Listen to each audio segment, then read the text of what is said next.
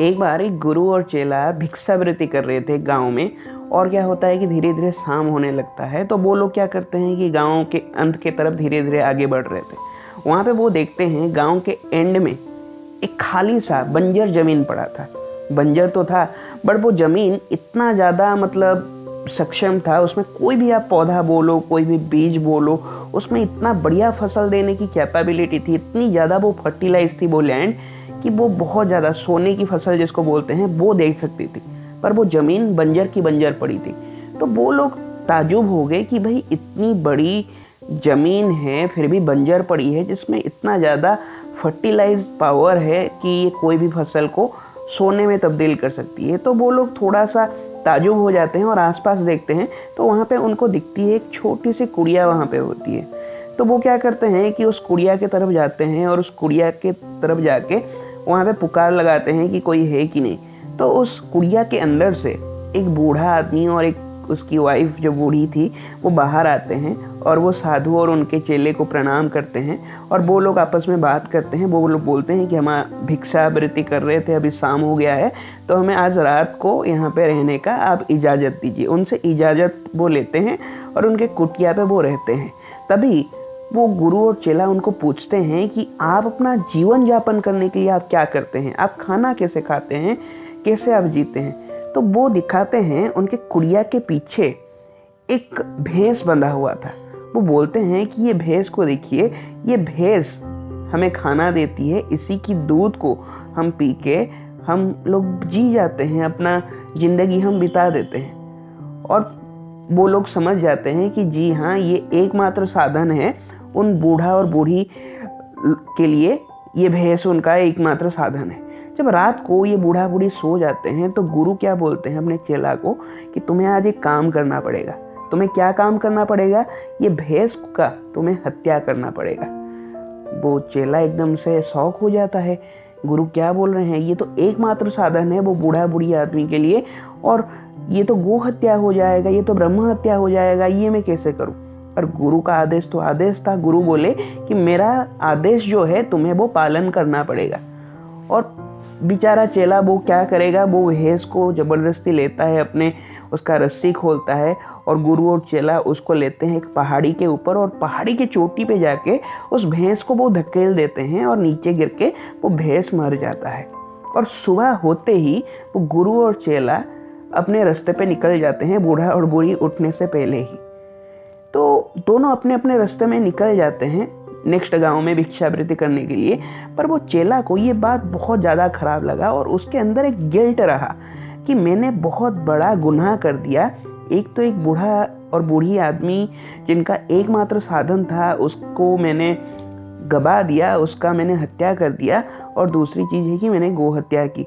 तो इसलिए वो इस गिल्ट में उस गुरु का साथ हमेशा हमेशा के लिए छोड़ देता है और वो अपने रास्ते पे निकल जाता है और गुरु को अपने रास्ते छोड़ देता है। अब बात कुछ 5 साल की बीत जाती है, ठीक है, सब कुछ सही चल रहा था हर जगह पे। तभी वो चेला किसी कारण की वजह से उसके मन में ये आता है कि उस गांव में वापस जाया जाए और उसी जगह पे वापस जाके देखा जाए कि क्या सीन है, क्या हालत है। तो वो उसी गांव में वापस जाता है 5 साल के बाद।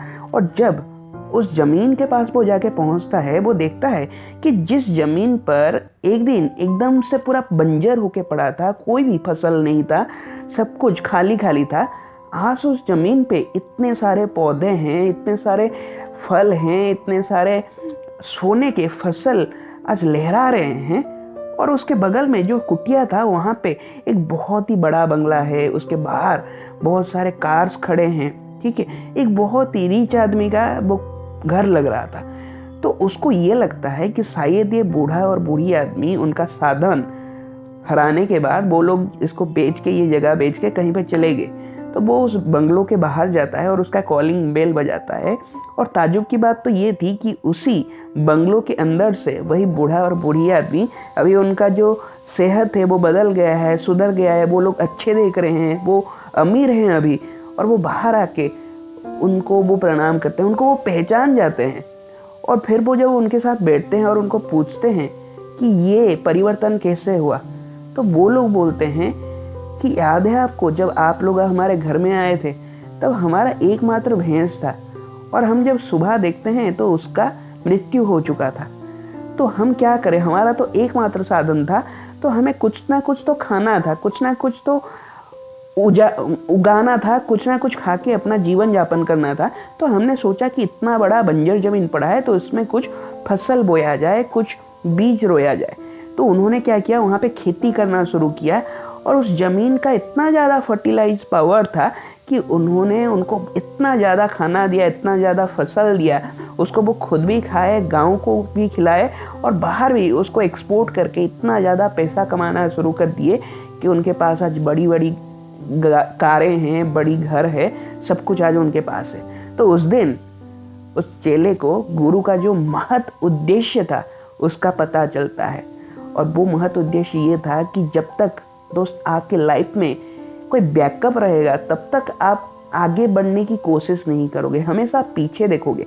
मगर जब आपकी लाइफ से जो बैकअप आपके पास है, जिसके ऊपर आप डिपेंडेंट होके रह रहे हो, उस चीज़ को जब आपके लाइफ से हटा दिया जाए तब आप हाथ पैर मारना शुरू करोगे, कुछ ना कुछ करना शुरू कर दोगे और जो भी आपको मिले वो काम को आप करके या तो उसमें सफल हो जाओगे या तो बार बार असफल होके वापस सफल हो जाओगे, मगर सफल जरूर होगे, क्योंकि वही आपके लिए एकमात्र डायरेक्शन होगा आगे बढ़ने का।